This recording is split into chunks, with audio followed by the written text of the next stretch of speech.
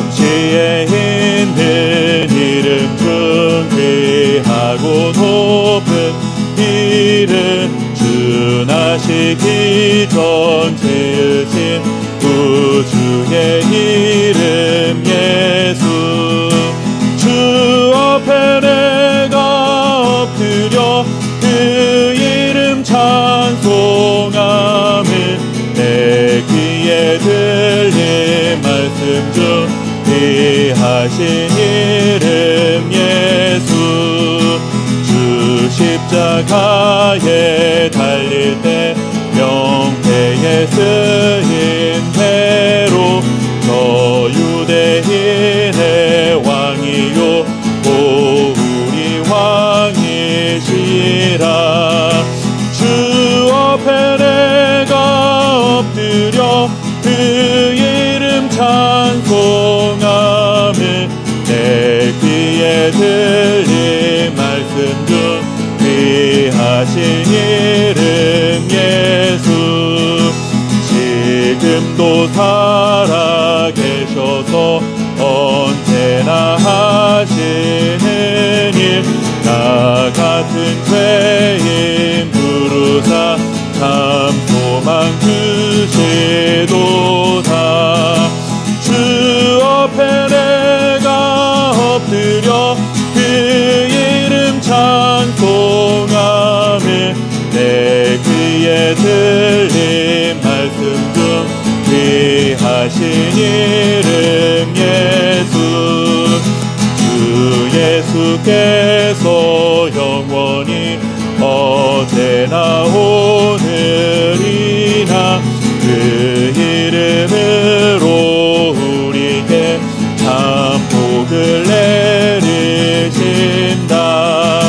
주 앞에 내가 엎드려 그 이름 찬송함을 내 귀에 들린 말씀 중 귀하신 이름 예수. 아멘.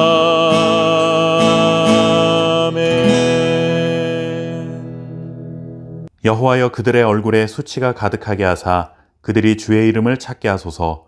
그들로 수치를 당하여 영원히 놀라게 하시며 낭패와 멸망을 당하게 하사 여호와라 이름하신 주만 온 세계의 지존자로 알게 하소서. 아멘. 호랑이는 죽어서 가죽을 남기고 사람은 죽어서 이름을 남긴다는 말이 있죠. 사람들이 이런 말들을 만드는 이유는 그만큼 사람은 후세의 이름을 남기는 것을 중요하게 생각하기 때문입니다. 사람마다 정도의 차이는 있을 수 있지만 솔직히 우리들의 마음속에는 이왕이면 자기 이름이 유명해지고 시간이 흘러도 기억되었으면 하는 바람이 있을 것입니다. 그런데 이름이 오랫동안 기억된다고 해서 반드시 명예롭고 영광스러운 일만은 아닙니다. 우리는 과거의 역사 속에 살았던 많은 사람들의 이름을 기억하고 살아갑니다.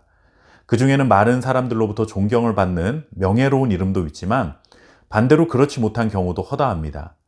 역사에 길이 남는 영웅이 존재하지만 역사에 길이 남는 악인도 존재하기 마련이죠. 이렇게 이름에 대한 말씀을 드리는 이유는 오늘 시편 83편의 시의 제목을 이름들의 전쟁이라고 붙여도 될 만한 내용들이 담겨 있기 때문입니다. 시편 83편은 이렇게 시작하고 있습니다. 1, 2절 말씀을 보시면 하나님이여 침묵하지 마소서, 하나님이여 잠잠하지 마시고 조용하지 마소서, 무릇 주의 원수들이 떠들며 주를 미워하는 자들이 머리를 들었나이다.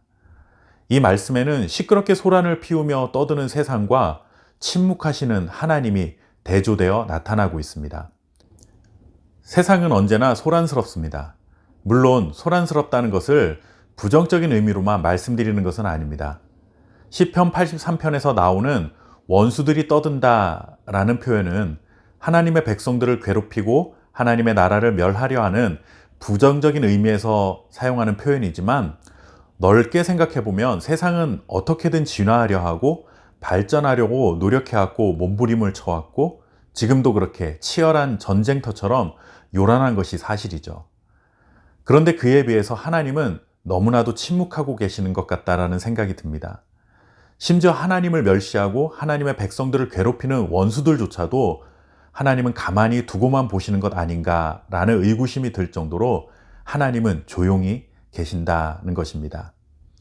세상은 언제나 자신의 이름을 남기기 위해 시끄럽게 돌아갑니다.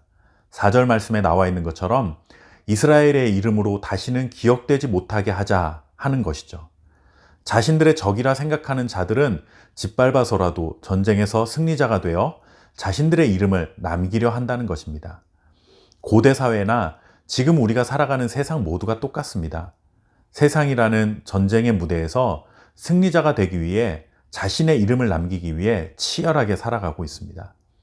그에 비해 하나님은 너무나도 고요하게 침묵하고 계십니다.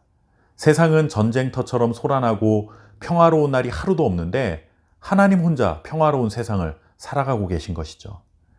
여기서 우리는 한 가지 깨닫는 것이 있습니다.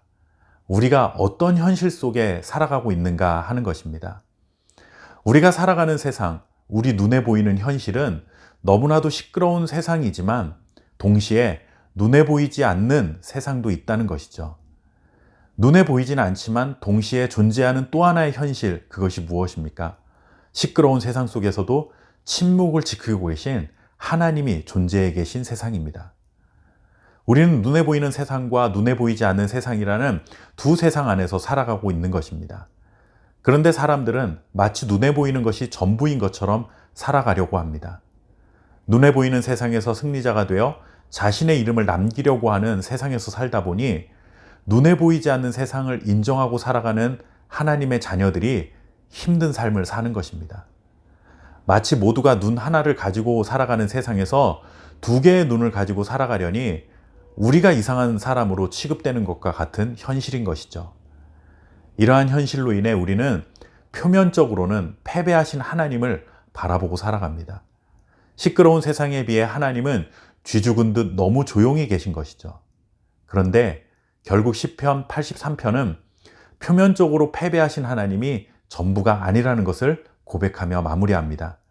18절 말씀에 여호와라 이름하신 주만 온 세계의 지존자로 알게 하소서.